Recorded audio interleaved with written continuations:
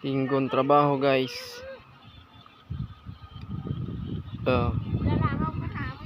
Ito kinokondisyon namin. Matras yung ulo, dumikit yung gulong, latiro, wirings, repair ng van. Tapos may mga kasama ako ditong nagka-camping Yung boss namin nandun lang yung boss namin boss. Tahimik nga lang Ayos ka lang dyan boss. Steady lang. Sekretary namin makain.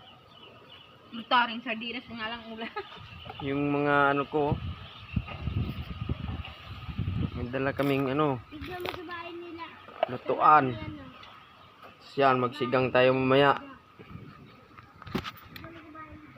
Yan, patapos na tayo.